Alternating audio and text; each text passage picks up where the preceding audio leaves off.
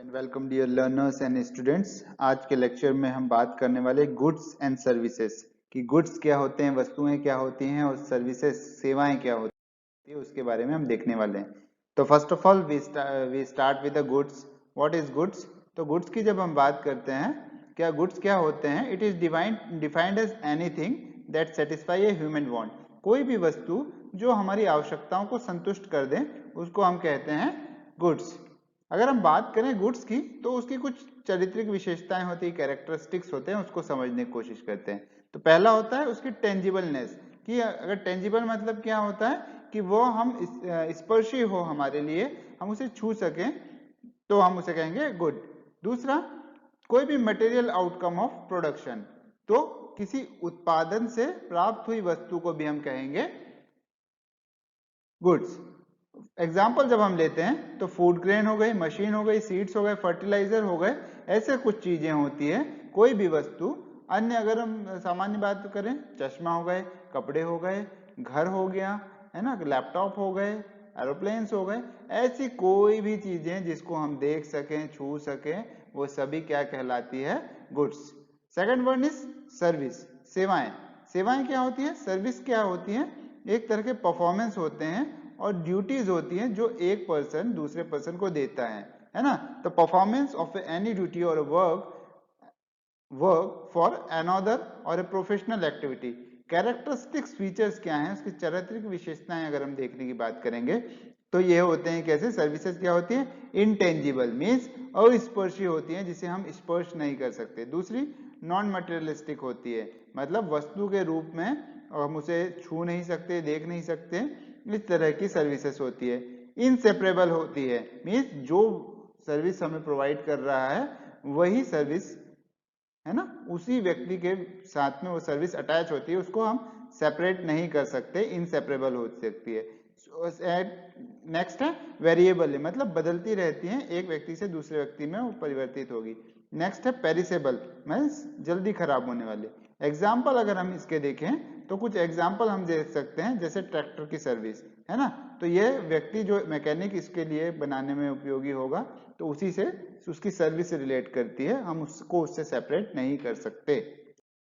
आगे जब हम देखते हैं इसका क्लासिफिकेशन, इसका वर्गीकरण क्या है, इसका क्लासिफिकेशन क्या है, तो क्लासिफिकेशन ऑफ गुड्स जब हम देखते हैं तो मेनली 4 टाइप्स ऑफ गुड्स होते हैं, जिसको हम देखते हैं बेस्ड ऑन सप्लाई, उसके आधार हैं बेस्ड ऑन सप्लाई। दूसरा है बेस्ड ऑन कंजम्पशन, उपभोग के आधार पे। थर्ड है बेस्ड ऑन ड्यूरेबिलिटी, कितना वो लंबे समय तक चल सकता है। एंड लास्ट वन है ट्रांसफरेबिलिटी। हर एक के अलग अलग प्रकार हैं। जैसे बेस्ड ऑन सप्लाई तो दो तरह के, free goods, economic goods. Based on consumption, consumer goods, producer goods. Based on durability, monopoly goods, polypoly goods, है ना।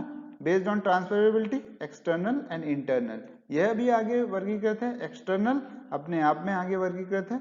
Materialistic, non materialistic, materials transferable and non transferable, non material, non transferable and transferable. तो यह कुछ इसका वर्गीकरण है जिसको हम आगे समझने का प्रयास करते हैं। तो पहला आधार है बेस्ड ऑन सप्लाई, है ना, पूर्ति के आधार पर या सप्लाई के आधार पर, पूर्ति के आधार पर या सप्लाई के आधार पर क्या हो सकते हैं। तो पहला है फ्री गुड्स, मतलब ऐसी वस्तुएं जो हमें बिना आर्थिक रूप से व्यय किए प्राप्त हो सके, उसको हम कहते हैं फ्री गुड्स। तो फ्री गुड्स कौन कौन से हो सकते हैं? जैसे हम बात करें, कोई भी गिफ्ट हमें जो मिलता है नेचर से, वो फ्री गुड्स कहलाता है। फॉर एग्जांपल सनशाइन, है ना, सनशाइन से हमें क्या प्राप्त होता है? धूप से हमें विटामिन डी प्राप्त होता है, और अगर हम इसे नेचुरल वे में ले रहे हैं तो हमें इसके प्रति कोई भी रुपए पे नहीं करने पड़ते हैं, इसलिए ये होते हैं फ्री गुड्स जो हमें नेचर से डायरेक्टली प्राप्त होते हैं। Second one is economic good या आर्थिक वस्तुएं। तो ये क्या होती हैं? आर्थिक वस्तुएं का नेचर क्या होता है? ये कम मात्रा में पाई जाती है और इसके लिए हमें क्या करना पड़ेगा? पेमेंट करना पड़ेगा, सो दैट जो इकोनॉमिक गुड्स होते हैं वो मैन मेड होते हैं और अवेलेबल कब होते हैं? जब हम उसके प्रति कोई पेमेंट करते हैं, जब हम पेमेंट कर पाए। तो इकोनॉमिक गुड्स हमेशा वेल्थ के साथ में आते हैं। फॉर एग्जाम्पल अगर हम बात करें मशीनरी जैसे ट्रैक्टर, और अगर हम बात करें तो हमारे मोबाइल फोन या लैपटॉप जिसके माध्यम से हम पढ़ते हैं, लिखते हैं, लोगों से कनेक्टेड होते हैं। तो ये समझने की जरूरत है कि अगर हम साइंस में बात करें कि कोई भी इकोनॉमिक साइंस नहीं हो सकती अगर फ्री गुड्स हो। फ्री गुड जैसे सन की जब हमने बात की थी तो यहाँ पे कोई इकोनॉमिक साइंस अप्लाइड नहीं हो पाएगी क्योंकि फ्री गुड्स है। अगर हम बात करें कि जब हमने बात किया कि जिसके लिए हमें पेमेंट करना हो, जैसे एयर के लिए जो हमें नेचुरल फॉर्म में मिलता है उसके लिए हमें कोई पेमेंट नहीं करनी पड़ती, that's why it's a free goods. But अगर हमने फैन खरीदा है कोई और उससे हमें अगर एयर मिल रही है तो दैट इज क्या है, वो एयर कैसी हो जाएगी, इकोनॉमिक गुड हो जाएगी। जब हमने उसके लिए पे किया है और उसके बदले में कोई फैन खरीदा है तब वो बन जाएगा एयर हमारे लिए economic good. So it's based on supply, पहला आधार है सप्लाई या पूर्ति के आधार। आगे हम बात करते हैं सेकंड बेस्ड ऑन कंजम्पशन, उपभोग के आधार पे, जिस तरह हम उसका उपभोग करते हैं उपयोग करते हैं उसके आधार पे। सो कंजम्पशन का कि इससे यील्ड मिलेगी और हमें डायरेक्टली सेटिस्फाई कर पाएंगे कंज्यूमर गुड्स, है ना। So they are used by consumers directly to satisfy their wants, मतलब कंज्यूमर के द्वारा डायरेक्ट उपयोग किया जाता है जिससे उनको संतुष्टि प्राप्त होती है।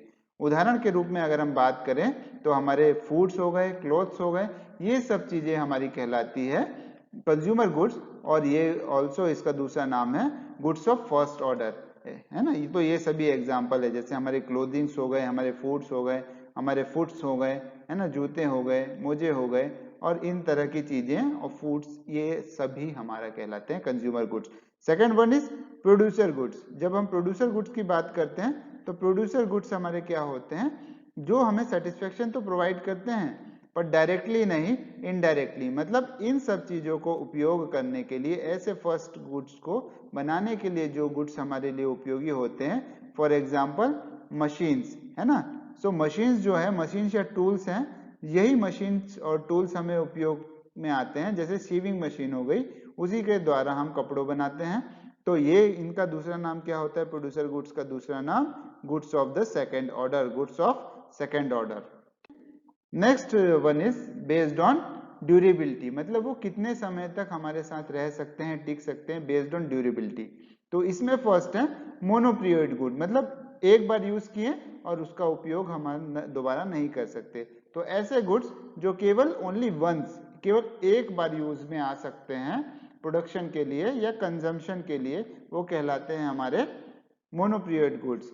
एग्जाम्पल जब हम बात करते हैं तो हमारे सीड्स हो गए, हमारे फर्टिलाइजर्स हो गए, जब हम खेती में उपयोग करते हैं, बीज हमने एक बार खेत में डाला उससे हमें उत्पादन मिला, वैसे ही हमने एक बार खाद डाला और उसने उत्पादन बढ़ाने में मदद की, तो ये होते हैं मोनोपीरियड गुड्स।